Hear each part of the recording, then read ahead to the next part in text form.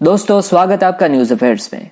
इस वीडियो में हम आपको होम्योपैथिक के जनक डॉक्टर सैमुअल हैनीमैन की बायोग्राफी के बारे में बताने वाले हैं, तो आप इस वीडियो को एंड तक जरूर देखिएगा।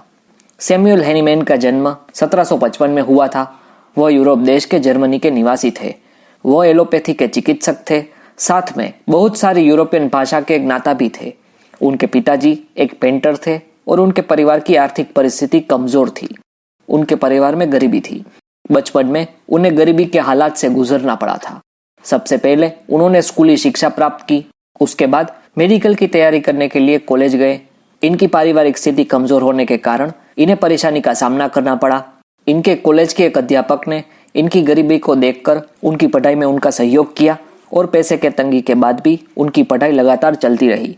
जब उन्होंने मेडिकल कंप्लीट किया तो वे गांव-गांव में जाकर प्रैक्टिस करने लगे, लेकिन प्रैक्टिस करने के दौरान उन्हें उस समय की चिकित्सा प्रणाली ठीक नहीं लगी, क्योंकि उस समय आधुनिक तरह से चिकित्सा करने की प्रणाली की भी कमी थी, जिस वजह से उन्होंने अपनी प्रैक्टिस को बीच में ही छोड़ दिया और इसके बाद उन्होंने शादी कर ली।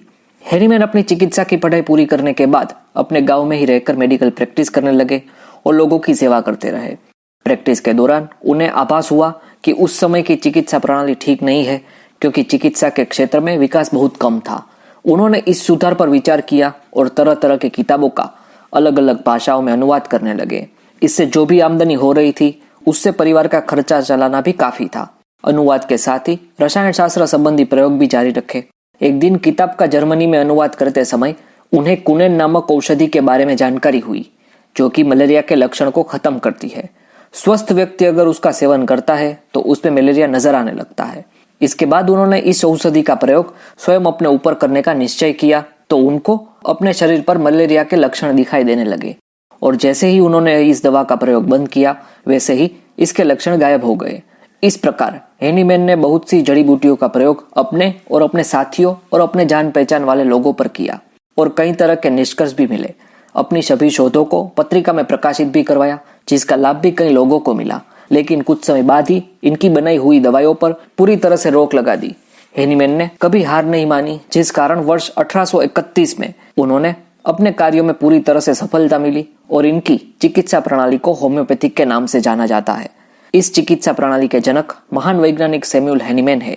इनकी इस पद्धति का लाभ आज भी लोगों को मिल रहा है। यह चिकित्सा समरूपता के सिद्धांत पर आधारित है, जिसके अनुसार औषधियां उन रोगों से मिलते जुलते रोगों को दूर कर सकती है जिनसे वे उत्पन्न हुई है। औषधि की रोगहर शक्ति जिससे उत्पन्न हो सकने वाले लक्षणों पर निर्भर है, जिन्हें रोग के लक्षणों के समान किंतु उनसे प्रबल होना चाहिए। अंततः रोग अत्यंत निश्चयपूर्ण, जड़ से, अविलंब और सदा के लिए नष्ट और समाप्त उसी औषधि से हो सकता है जो मानव शरीर में रोगों के लक्षणों से प्रबल और लक्षणों से अत्यंत मिलते जुलते सभी लक्षण उत्पन्न कर सके। होम्योपैथी पद्धति में चिकित्सक का मुख्य कार्य रोगी द्वारा बताए गए जीवन इतिहास एवं रोग लक्षणों को सुनकर उसी प्रकार के लक्षणों को उत्पन्न करने वाली औषधि का चुनाव करना है। रोग लक्षण एवं औषधि लक्षण में जितनी ही अधिक समानता होगी, रोगी के स्वस्थ होने की संभावना भी उतनी ही अधिक रहती है।